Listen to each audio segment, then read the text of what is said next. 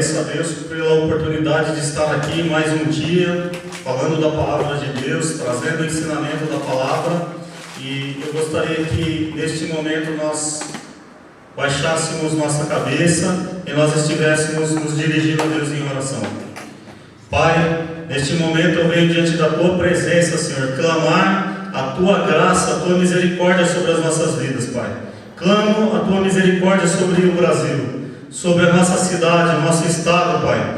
E nós te agradecemos porque até aqui o Senhor nos ajudou, até aqui o Senhor tem nos abençoado, tem nos guardado, tem nos livrado, Pai, da calamidade, da morte, tem nos livrado da praga, Senhor. Nós clamamos, Senhor, na autoridade do Teu nome, que o Senhor envie os Seus anjos, ó Pai, no lar de cada pessoa que neste momento está ouvindo a palavra, está, ó Deus, conectado conosco através dessa mensagem, Senhor. Senhor, visita cada lar, as pessoas que estão preocupadas com o seu trabalho, as pessoas que estão na escassez, Senhor, as pessoas que têm o trabalho, Senhor, que elas são autônomas, Pai, em nome de Jesus, ó Pai, eu repreendo toda falta, eu repreendo, Pai, toda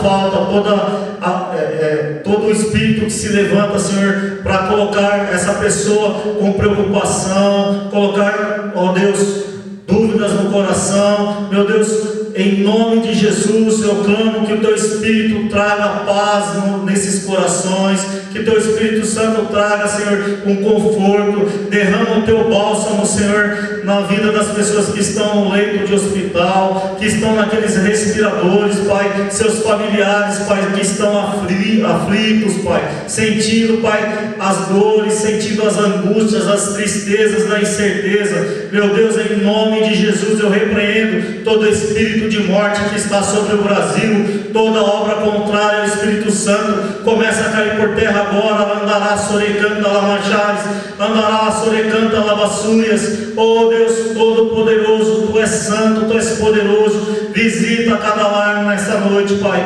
Visita, Senhor, cada pessoa, Senhor, que está nos assistindo, Deus. Cada pessoa que está, ó Deus, clamando a Ti por misericórdia. Deus, inclina os seus ouvidos para a nossa nação. Nós clamamos também, Pai, que o Senhor abençoe cada membro desta igreja, Pai. Que o Senhor abençoe, Senhor, o nosso povo. Deus, em nome de Jesus, nós te clamamos, Pai.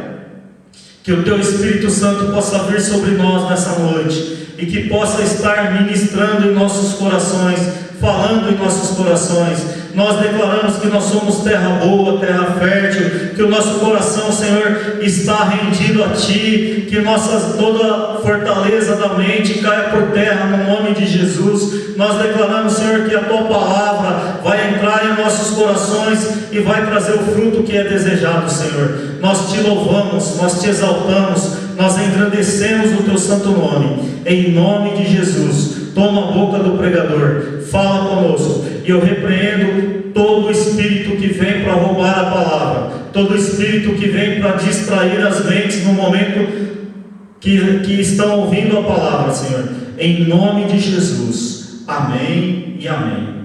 Glória a Deus. No primeiro vídeo que nós falamos sobre escatologia, nós vemos duas chaves.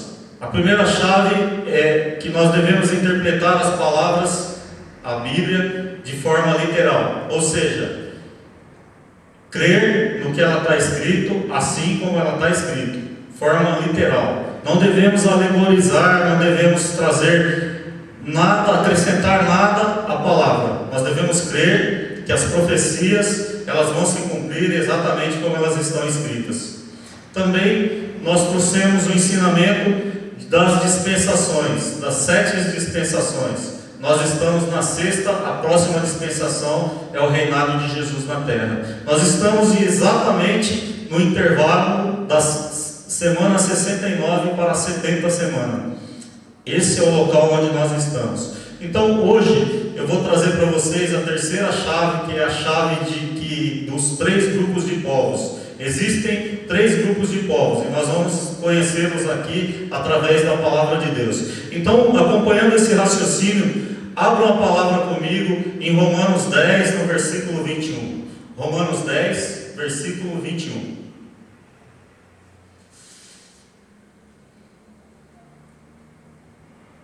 A palavra ela diz assim: quanto a Israel, porém, diz: todo dia estendi as mãos a um povo rebelde e contradizente.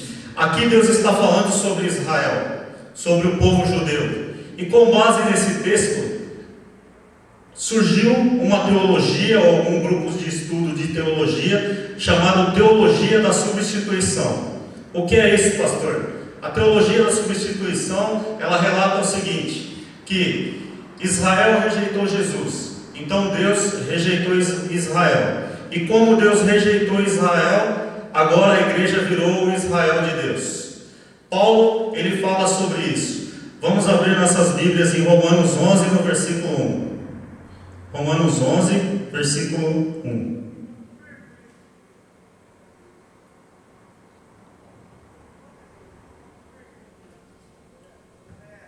Romanos 11, versículo 1, a palavra diz assim: pergunto, pois, terá Deus porventura rejeitado o seu povo? Paulo mesmo responde: de modo nenhum, porque eu também sou israelita, da descendência de Abraão, da tribo de Benjamim. Deus não rejeitou o seu povo, a quem de antemão conheceu. E assim todo Israel será salvo, como está escrito: virá de Sião o libertador, e ele apartará de Jacó as impiedades. A palavra diz que o negócio de Deus com Israel não acabou. Nós vamos ver na Bíblia qual é a condição para que Deus possa rejeitar Israel. Abram suas Bíblias em Jeremias 31, no versículo 35. A palavra, ela diz assim, Jeremias 31, versículo 35. Assim diz o Senhor, que dá o sol para a luz do dia, e as leis fixas, a lua e as estrelas para a luz da noite, que agita o mar e faz brandir as suas ondas. Senhor dos exércitos é o seu nome. Se falharem essas leis fixas diante de mim, diz o Senhor, deixará também a descendência de Israel de ser uma nação diante de mim para sempre. Assim diz o Senhor, se puderem ser medidos os céus, lá em cima, e sondados os fundamentos da terra, cá embaixo, também eu rejeitarei toda a descendência de Israel por tudo quanto fizerem, diz o Senhor. Aqui Deus está dizendo que se alguém conseguir fazer isso, Deus vai rejeitar a nação de Israel. Ou seja, como isso é impossível de ser feito, é impossível que o sol pare, é impossível que a lua pare, que alguém consiga fazer a lua parar, é impossível que alguém possa medir do profundo do abismo da terra até o mais alto céu. Então é impossível que Deus rejeite o seu povo Israel, ou o povo judeu como nós conhecemos. Em 1 Coríntios 10, no versículo 32, vamos lá, 1 Coríntios 10, versículo 32. A palavra, ela diz assim: não vos torneis causa de tropeço nem para judeus, nem para gentios, nem tampouco para a igreja de Deus. O texto aqui, ele está falando que existe três povos, e ele cita os três povos que existem aqui no texto: povo judeu, o povo gentil e a igreja de Deus. Esta é a terceira chave para nós conseguirmos interpretar os textos e as profecias. Entendermos quando Deus está falando e quando Ele está profetizando, e para quem Ele está profetizando. Porque quando Deus olha para a humanidade, Ele divide essa humanidade em três povos. Primeiro povo, judeus, ou povo de Israel. Segundo povo, gentios. Terceiro povo, a igreja. Quando a gente vê Ele dando profecia, nós temos que entender para quem que Ele está profetizando. Porque o problema é que pessoas, elas pegam a profecia que Deus está profetizando para Israel e elas querem aplicar essa profecia para a igreja. É óbvio, é lógico que não vai dar certo, é lógico que eles vão errar. Então nós vemos em Romanos, volta em Romanos 11, no versículo 1, nós vamos ler de novo para poder entender o texto. Pergunto, pois, Terá Deus porventura rejeitado o seu povo? Paulo responde novamente: de modo nenhum, porque eu também sou israelita, da descendência de Abraão, da tribo de Benjamim. De qual povo Deus está falando neste texto? Do povo judeu, irmãos. Não está falando da igreja, porque existe uma linha de pensamento teológico que diz que Jesus rejeitou os judeus, e as promessas que ele tinha feito para o povo judeu vai se cumprir na igreja. Paulo ele está dizendo: Deus não rejeitou os judeus. É impossível Deus rejeitar os judeus. E nós vamos ver que Deus, ele parou essa história com os judeus, porque Israel rejeitou Jesus. Então ele parou a história com os judeus e começou uma nova história com a igreja. Mas depois que a igreja for arrebatada, ele vai voltar e continuar a história com Israel e com o povo judeu novamente. Ele vai cumprir as promessas que ele fez para Israel. E você tem que entender que quando Deus profetiza para Israel, ele está falando dos judeus. A igreja não é o Israel de Deus.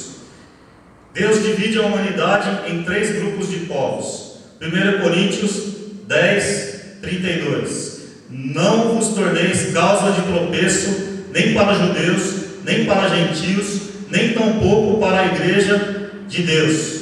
Igreja é igreja, Israel é Israel. Igreja não é o Israel de Deus. O Israel de Deus são os judeus. Você aprendeu que Abraão gerou Isaac, Isaac gerou Jacó, Jacó se transformou em Israel, e de Israel nasceram 12 tribos. Os descendentes físicos dessas tribos, desses povos que nós estamos lendo aqui na palavra, é que são os judeus. Quem é um judeu? Quem nasceu de uma judia. Ah, pastor, mas eu tenho um amigo que ele se transformou em judeu, ele tem barba grande, ele usa o kippá na cabeça, e se ele não nasceu de uma judia, querido, ele não é um judeu. Os descendentes de Abraão, de Isaac, de Jacó, só são aqueles que nasceram desse povo, só são essas pessoas que são judeus. Então, não adianta a pessoa querer se transformar num judeu, se converter ao judaísmo, porque ele não é judeu. Judeu é somente a pessoa que nasceu de uma judia. E quem é gentil, pastor? Todo o resto. No Antigo Testamento, só existia 2 grupos de povos: judeus e gentios. Quem é judeu? Descendente de Abraão, Isaac e Jacó. Quem é gentil? Os que não são descendentes de Abraão, de Isaac e de Jacó. Agora, no Novo Testamento, Deus cria um novo grupo de pessoas. Quem é esse grupo, pastor? A igreja, querido. Deus criou a igreja. Quem é a igreja? Judeus e gentios que aceitaram Jesus como seu único e salvador aqui na terra. A igreja é formada por judeus e gentios que aceitaram Jesus, que se converteram à palavra de Deus. As profecias para eles não são mais de Israel. As profecias para eles agora são as profecias que Deus fez para a igreja. As pessoas que vão para Israel e não estão convictos do que eles creem, não têm um fundamento forte na palavra, eu sugiro que essas pessoas não vá para Israel, porque eu conheço crentes que foram para lá e voltaram pior, voltaram judeu. Foi crente, mas quando voltou judeu. E agora eles querem deixar a barba crescer, e agora usam kippá na cabeça, e agora ele toca um chifre de carneiro, e agora ele chama Jesus de Yeshua HaMashiach. A viagem não fez bem para essas pessoas. Muito crente que não conhece a palavra, ele acha que é melhor ser judeu, porque judeu é o melhor de Deus, judeu é o povo de Deus. Mas ele está enganado, querido. Essas pessoas estão enganadas, porque a igreja é o melhor de Deus. Tem crente que vai para Israel e se batiza no Rio Jordão, porque ele acha que é muito espiritual. É mais espiritual batizar no Rio Jordão. Mas eu não sei se vocês conhecem. O Rio Jordão, ele é um rio barrento. Eu me batizei no batistério da primeira igreja batista de Campinas. Batizar no Rio do Jordão para quê? Você acha que o batismo do batistério, da piscina ou de um rio que a gente faz aqui é menos espiritual do que batizar no Rio Jordão? Aí a pessoa vem de lá e quer colocar as festas de Israel dentro da igreja, dentro das igrejas. Ela quer colocar os costumes de Israel, o calendário de Israel dentro da igreja. Deixa eu te falar uma coisa, irmão. Cristianismo é a melhor coisa de Deus. Cristianismo é melhor que o judaísmo. E cristianismo e judaísmo são coisas completamente diferentes. Não confunda freio de caminhão com freio de caminhão. Nós vamos estudar mais para frente sobre essa diferença. Eu vou dar um entendimento melhor para vocês, para que isso entre no seu coração e para que você não fique confundido ou achando que o pastor está falando heresias aqui. Israel, nós vamos estudar também que por Israel ter rejeitado Jesus, ele está debaixo de um juízo de cegueira de Deus. Por quê? Porque rejeitou Jesus e ele está debaixo desse juízo de cegueira. E a igreja?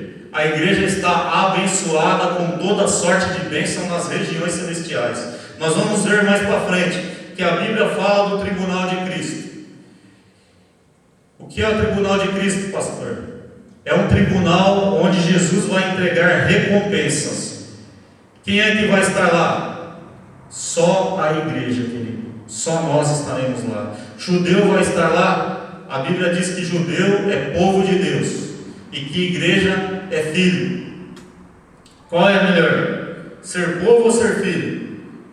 A Bíblia fala que vai ter uma festa de casamento e que os judeus vão estar convidados para a festa de casamento.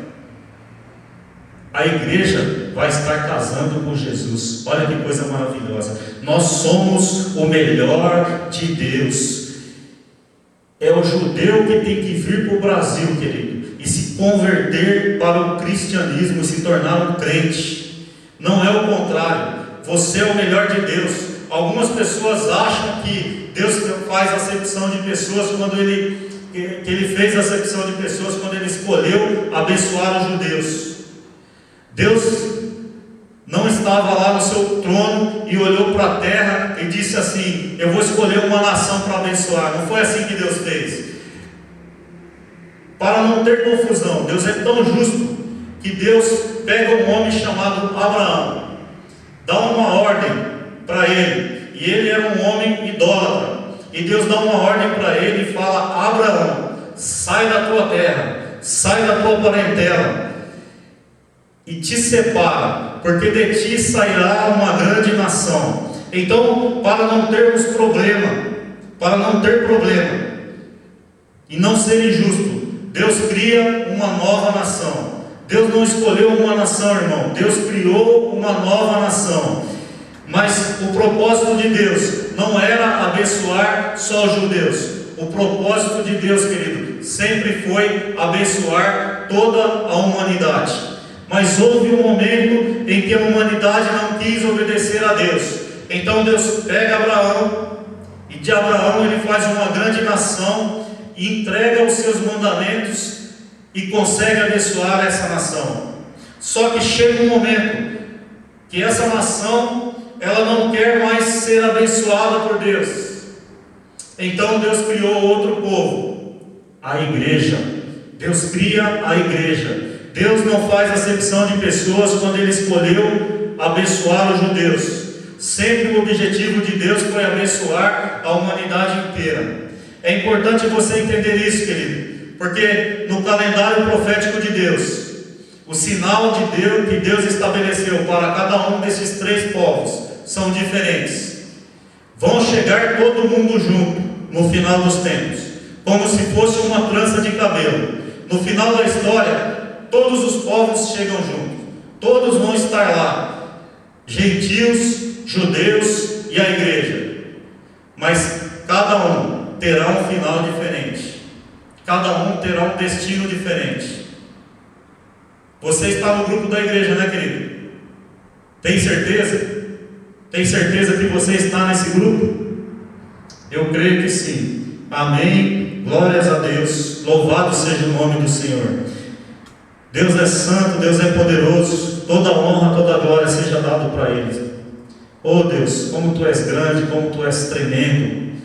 Nós Te adoramos, Senhor, pelas maravilhas da Tua palavra. Então, no Antigo Testamento não existia igreja. No Antigo Testamento só existiam dois povos: judeus e gentios. Então você não vai encontrar no Antigo Testamento profecias para a igreja. Abram suas Bíblias em Mateus 16, versículo 18. Mateus 16, versículo 18.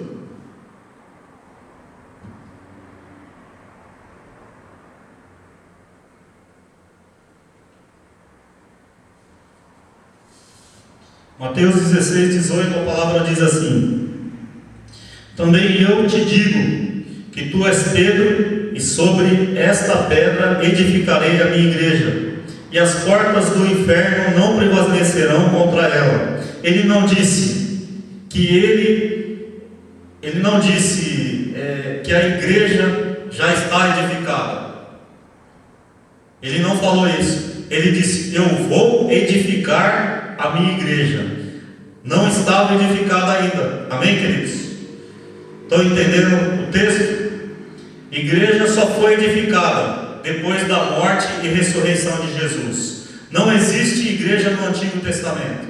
Então, obviamente que nós não vamos ver nenhuma promessa e nada relacionado a isso no Antigo Testamento.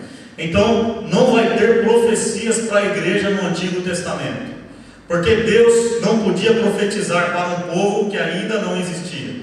Todas as profecias da igreja estão no Novo Testamento. O exemplo disso é que você não vai encontrar textos no Antigo Testamento que falam sobre o arrebatamento da igreja. Você vai ver pela primeira vez falar sobre o arrebatamento da igreja no Novo Testamento. O apóstolo Paulo falando sobre isso. Abra suas Bíblias em 1 Coríntios 15, no versículo 51. 1 Coríntios 15, versículo 51. A palavra diz assim: eis que vos digo um mistério, nem todos dormiremos, mas transformados seremos todos, num momento, num abrir e fechar de olhos, ao ressoar da última trombeta. A trombeta soará, os mortos ressuscitarão incorruptíveis, e nós seremos transformados. Porque é necessário que este corpo corruptível se revista da incorruptibilidade, e que o corpo mortal se revista da imortalidade. Antes de Paulo ninguém havia falado. Paulo foi o primeiro que falou.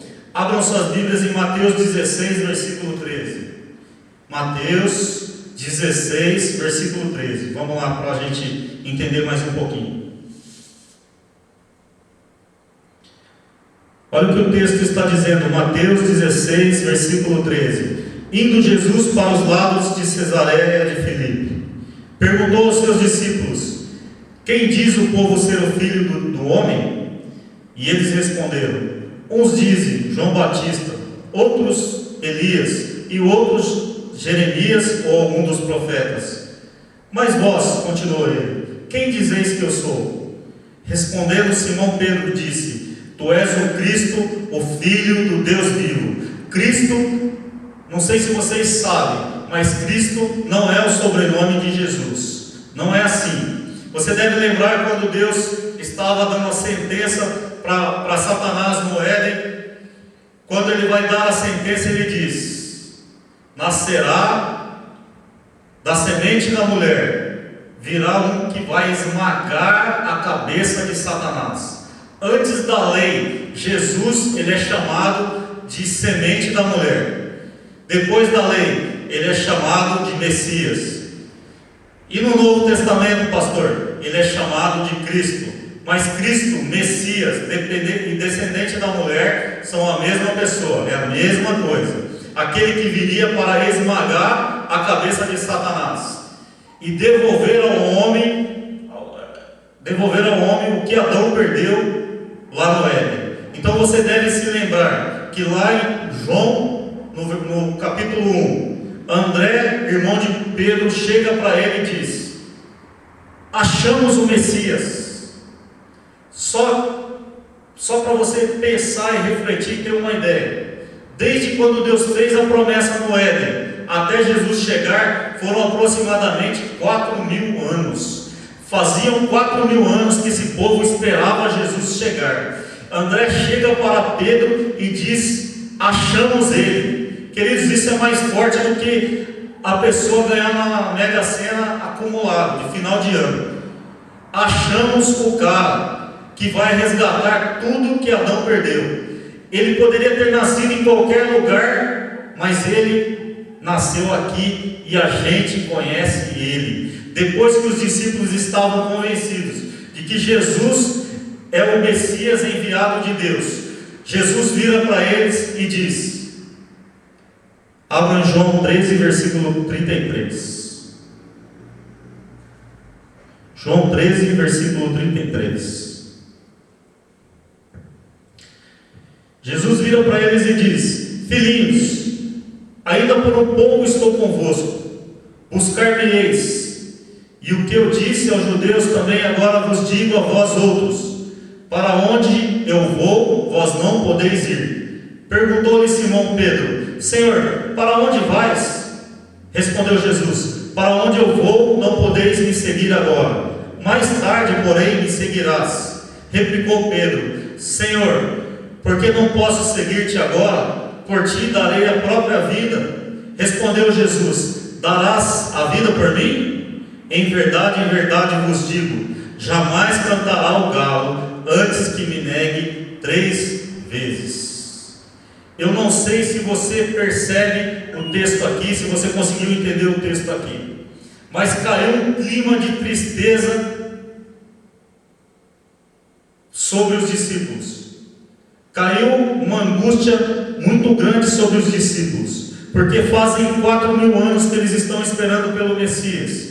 Depois que encontram ele e têm a plena convicção e certeza de que ele é o Messias, ele diz: eu vou embora e para onde eu vou vocês não podem ir. Imagine essa cena, imagine essa situação. Aí Pedro diz: por que nós não podemos ir? Jesus disse: agora vocês não podem ir, mas depois vocês irão. É um clima de tristeza que cai sobre os discípulos. E Jesus, vendo o clima de tristeza, ele vai e faz uma nova promessa para os discípulos, para confortar o coração dos discípulos. Abram suas Bíblias em João 14, versículo 1. João 14, versículo 1.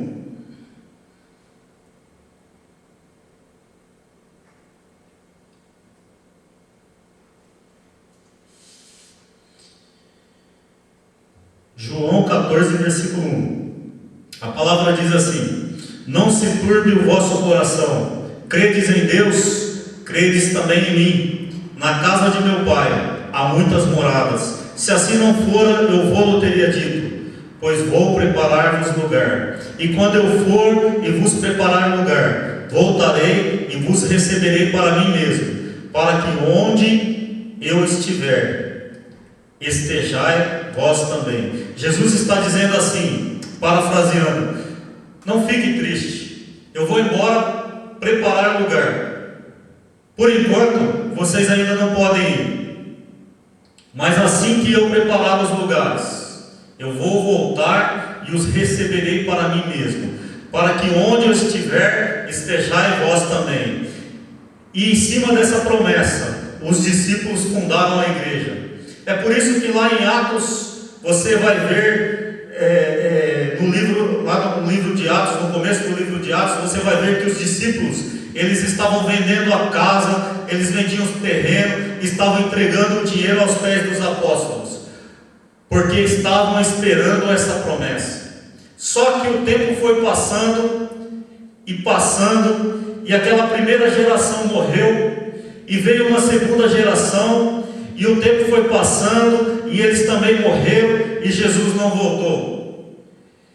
E essa promessa foi esfriando dentro da igreja. Então às vezes você diz: Jesus está voltando, e a pessoa até fala amém, glória a Deus, mas lá no fundo ele não crê, ele fica vago, ele não sabe quando Jesus vai voltar. Por quê? Porque me ensinaram, quando eu era menino, quando eu era pequeno, que Jesus está voltando.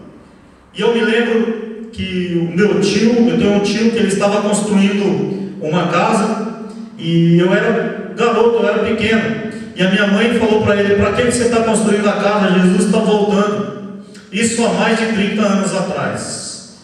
E eu creio que quando ele ouvir isso, ele vai lembrar, porque marcou, eu estava presente, marcou a minha vida, essa palavra que a minha mãe falava. Então a igreja começou a perder a consciência, porque Pedro ele dá uma profecia relatando o que ia acontecer nos últimos dias. E a igreja foi perdendo a consciência da volta de Jesus, foi perdendo o temor, e nós vamos vendo texto após texto, e nós vamos ver aqui o que Pedro fala, que nós estamos nos últimos dias.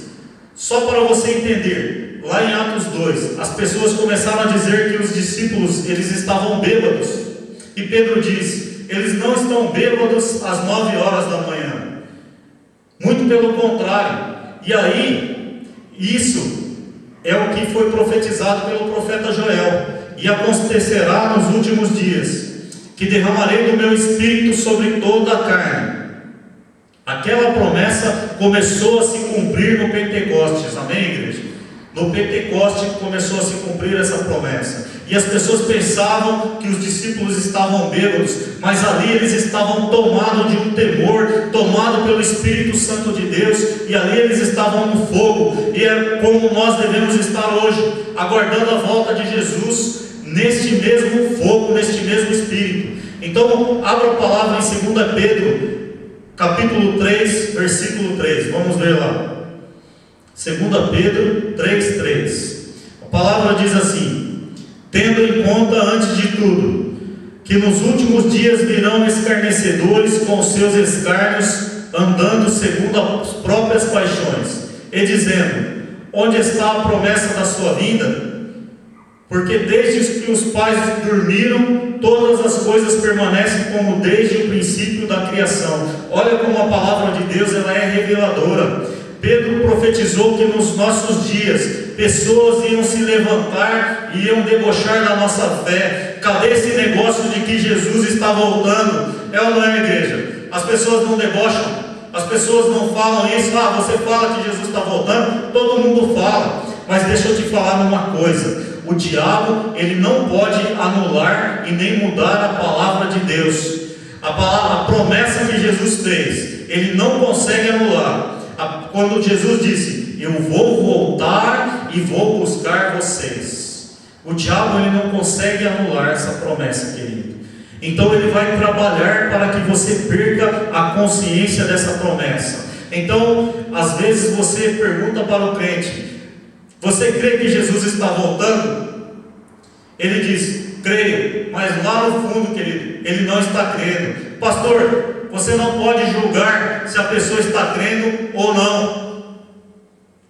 Queridos, é simples, porque a maneira que essa pessoa ela está vivendo mostra que ela não está crendo. Porque quem crê de verdade, quem tem a convicção que Jesus está voltando, jamais ele vai viver a vida de qualquer jeito, do jeito que está vivendo. O Novo Testamento chama a igreja de várias coisas: templo do Espírito Santo, jardim de Deus, cidade de Deus. Mas uma das coisas que a Bíblia usa como sinônimo para a igreja é que a igreja é a noiva de Jesus. Você já conversou com uma noiva que está com o casamento marcado? Já conversou com uma pessoa que está com o casamento marcado, uma noiva? Você pode conversar sobre qualquer assunto com essa noiva, e ela vai terminar falando sobre o casamento dela. Se você começar falando de comida, ela vai terminar falando da comida que vai ser servida no casamento dela. Se você estiver falando de viagem, ela vai terminar falando da viagem da lua de mel dela. Como vai ser a viagem, o lugar da lua de mel. Por quê? Porque não tem outra coisa no coração daquela mulher que arde mais do que o dia do casamento dela. Não tem outra coisa. que ela possa pensar que não for o dia do casamento dela. Sabe, queridos, guarda essa palavra para você. Quando Deus decidiu chamar a igreja de noiva, essa era a intenção dele, que não houvesse outra coisa no nosso coração, que por mais dinheiro que você esteja ganhando, por mais bem sucedido que você seja, não pode haver outra coisa no seu coração, ou no meu coração, no coração da noiva de Jesus, da igreja de Jesus, que não seja o dia que o Senhor vai voltar. Eu creio que nesses dias, se você perdeu esse fogo no teu coração, ele vai acender no seu coração de um jeito que você nunca viu, que você vai ser transformado e você vai começar a mudar o seu coração. Você vai começar a não andar mais de qualquer jeito. Você vai começar a caminhar na palavra de Deus. Você vai começar a pregar a palavra e a falar da volta de Jesus, para o da direita, para o da esquerda, para o da frente, para o de trás, para todas as pessoas. Você vai falar da volta de Jesus. Nós vamos falar agora, na sequência, nós vamos falar sobre mais um assunto, sobre o final dos tempos. Nós vamos falar agora sobre o estado dos mortos. Sei que é um tema muito curioso, que nós ficamos muito curiosos, mas dando sequência ao final dos tempos, nós vamos falar sobre o estado dos mortos. Vamos ver se eles estão vivos, se eles estão dormindo, ou se eles estão conscientes. Amém? Quem morreu em Cristo? Quem não morreu em Cristo? Se está consciente, se não está consciente, e assim por diante. Abra sua Bíblia em Lucas 16, versículo 19. Lucas 16, versículo 19.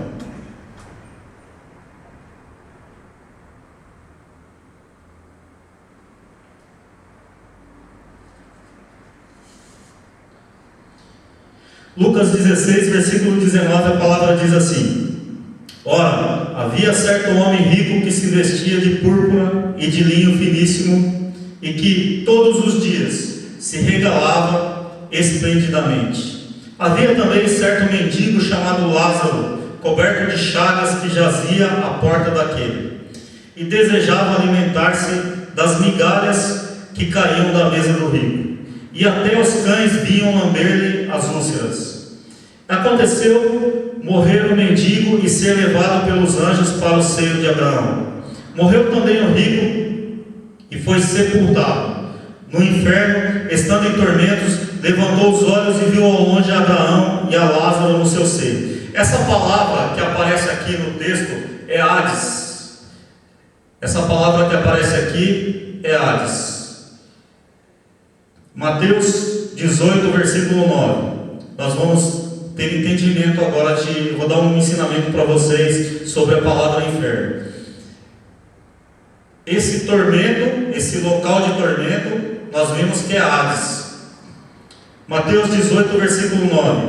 Se um dos teus olhos te faz tropeçar, arranca-o e lança-o fora de ti. Melhor é entrares na vida com um só dos teus olhos do que, tendo dois, seres lançado no inferno de fogo. Presta atenção que a Bíblia está falando da pessoa ser lançada no inferno de fogo com o corpo. Está claro isso aqui? Está entendendo até aqui? Quando a pessoa morre, nessa parte aqui está falando de quando a pessoa morre ser lançada com o corpo no fogo do inferno. O corpo dela é lançado no inferno ou não? É isso que o texto aqui está dizendo? Não, querido, não é isso. O corpo da pessoa, ela está no cemitério. O corpo da pessoa está no cemitério. Mas aqui Jesus está falando de um inferno, onde a pessoa vai ser jogada com o corpo. Essa palavra inferno que está aparecendo em Mateus 18 é o Gena, ou alguns falam Guena, mas é o Gena. Lá em Apocalipse, João vai chamar esse Gena de lago de fogo. 2 Pedro 2, versículo 4. 2 Pedro 2, versículo 4. A palavra diz assim: ora, se Deus não poupou anjos quando pecaram, antes, precipitando-os no inferno, os entregou a abismo de trevas, reservando-os para o juízo. Pedro está falando que anjos que não guardaram seu estado original foram lançados no inferno, aguardando o dia do juízo. Essa palavra inferno que aparece aí é Tártaro. Então eu quero que você entenda qual é o problema que nós temos aqui. Nós temos 3 palavras diferentes no grego que foram interpretadas, foram traduzidas para o português: Hades, Gena e Tártaro. Traduziram tudo como inferno, mas são 3 lugares diferentes. Só para esclarecer, para deixar claro aqui, a partir de agora, quando eu me referir a inferno, estarei falando de Hades. E quando nós estivermos falando de lago de fogo, nós estaremos falando de Gena ou Gena. Essa palavra Tártaro só aparece 2 vezes na Bíblia. Então nós não vamos mais falar dela aqui. Os anjos que não guardaram seu estado original foram lançados no Tártaro. Com base nesse texto, pessoas dizem que os demônios moram no inferno. Só que a gente sabe que o diabo e seus demônios não estão no inferno. A Bíblia diz que eles estão em derredor da terra. E também a Bíblia fala que quando um espírito imundo ele sai de um corpo, ele vai andar por lugares áridos. Isso quer dizer que eles estão na terra. Vamos voltar para o texto de Lucas 16, versículo 19. Lucas 16, versículo 19. Ora, havia certo homem rico que vestia de púrpura e de linho finíssimo, e que todos os dias se regalava esplendidamente. Havia também certo mendigo, chamado Lázaro, coberto de chagas, que jazia à porta daquele, e desejava alimentar-se das migalhas que caíam da mesa do rico. E até os cães vinham lamber-lhe as úlceras. Aconteceu morrer o mendigo e ser levado pelos anjos para o seio de Abraão. Morreu também o rico e foi sepultado no inferno. E estando em tormentos, levantou os olhos e viu ao longe Abraão e Lázaro no seu seio. Então, chamando, disse: Pai Abraão, tem misericórdia de mim, e manda a Lázaro que molhe em água a ponta do dedo e refresque a minha língua, porque estou atormentado nesta chama. Disse, porém, Abraão: Filho, lembra-te de que recebeste os teus bens em tua vida, e Lázaro igualmente os males. Agora, porém, aqui ele está consolado, tu em tormentos. E além de tudo, está posto um grande abismo entre nós e vós, de sorte que os que querem passar daqui para vós, outros não podem, nem os de lá passar para nós. Então replicou: Pai, eu te imploro que o mandes à minha casa paterna, porque tenho 5 irmãos, para que eles dê testemunho, e a fim de que não virem também para este lugar de tormento. Respondeu Abraão: Eles têm Moisés e os profetas, que ouçam.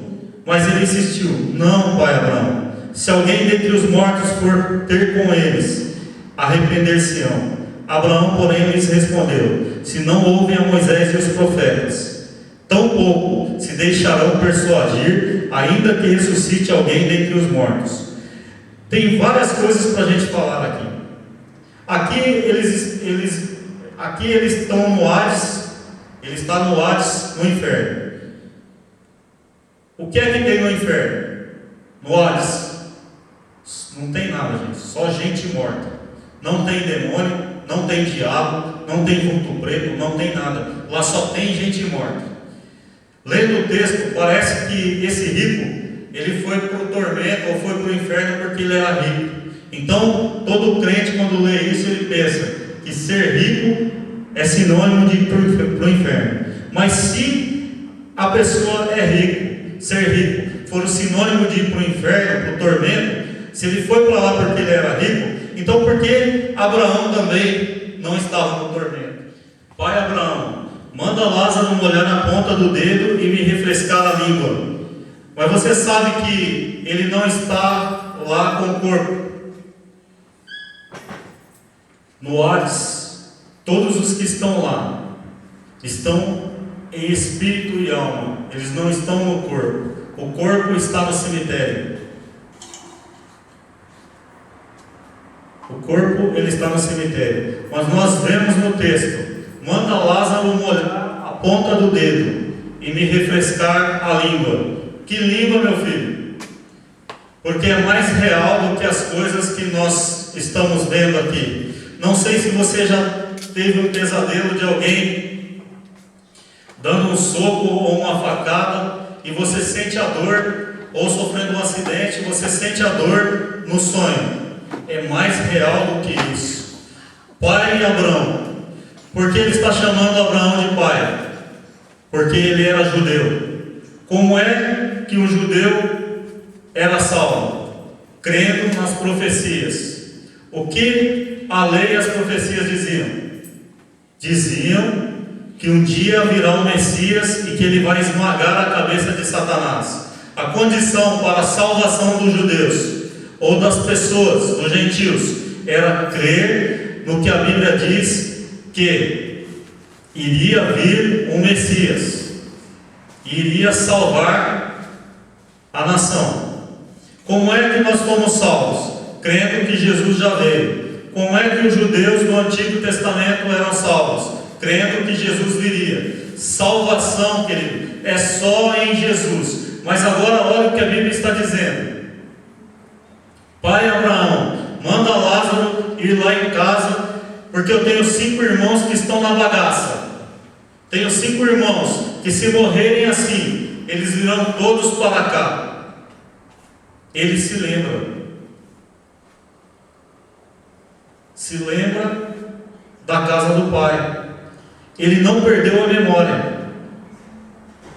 Ele está consciente. Ele se lembra. O maior tormento para quem vai para o inferno é porque ele se lembra de todas as oportunidades que ele teve de aceitar Jesus, e ele rejeitou, e ele deu as costas. Ele vai se lembrar. Ele vai se lembrar dos entes queridos. Ele vai sentir saudades. Ele vai se lembrar de cada pessoa que falou de Jesus para ele.